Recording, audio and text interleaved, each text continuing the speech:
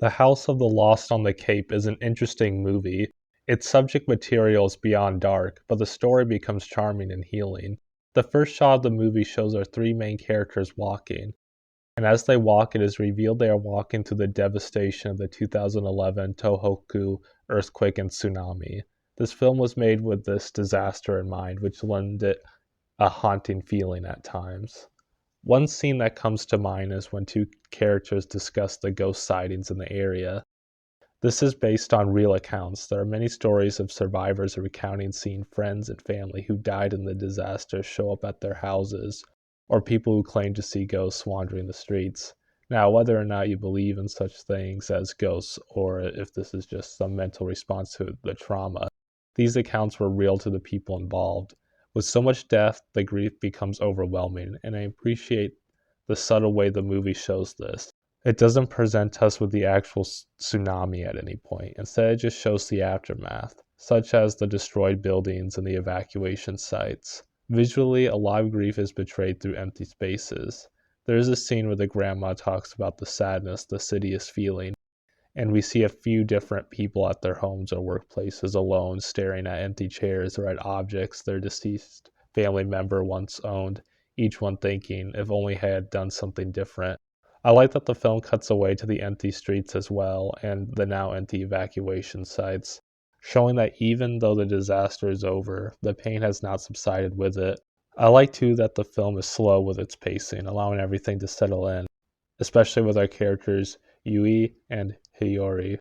I will say, when it comes to this supernatural element, there is a plot with a dark spirit of some sort called Red Eyes, which I am not sure works as well as I would like. Red Eyes is an accumulation of the grief everyone is feeling in the town. The metaphor works. The characters have to work together to defeat Red Eyes, as they have to in order to overcome their grief. But making grief into some sort of creature is odd, because in order to stop it, they have to stab it in its eye, which sounds like it would be very painful for that creature, but at the same time, I can appreciate the pain turned into an image, a monster that is of an insurmountable size. In that way, it captures the feeling of grief. The grandma says that the spirit is of a human evil and must be defeated by humans. I'm not usually a fan of things that are just evil, but I see what the film was going for.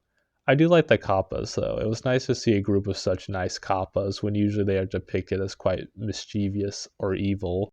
Now to the characters. I find Yui a very interesting character. I appreciate that even though they are an older child, around 17, that the way their father treated them is shown to still be very harmful. The way Yui's father handles his grief is destructive. He takes out his anger on Yui and blames them for the reason why their mother left.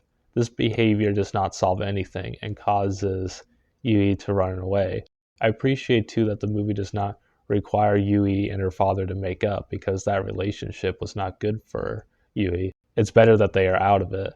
I love this film for showing how trauma is not something that can just vanish. Both Yui and Hiyori encounter events that remind them of what has happened to them, and it causes them great anguish. The grandma treats them with respect. She tells them to take it easy, and she encourages them with her words. She says that she hopes the house can bring them just small moments of joy in their daily lives, if nothing else. She knows that Hiyori hasn't spoken since her parents' death, and she tells her not to force herself to speak. If she relaxes, it will happen in due time. It's these little things that keep the characters from falling into despair, like Yui giving Hiyori a notebook so she can communicate easier, or people helping Yui get a job and a bike, or the grandmother buying things. These characters try to come to an understanding of each other. Yui and Hiyori are perfect the way they are. The film doesn't say just get over it. I've said before, but once you lose someone, they'll never come back. That pain never truly leaves, so it can be hard to get through it at first. Yui isn't too sociable, but that's alright. Yui has heart. I love that the movie treats these characters with respect and that it is alright that they feel the way they do. I'll leave off with some general things. The animation was very beautiful, and I love the character dynamics between Yui, Hiyori, and their grandmother. I like that Yui didn't initially trust the grandmother, but at the same time, they very quickly took in Hiyori as their younger sister. I like that Yui didn't want to clean the house, a very realistic depiction of someone that age.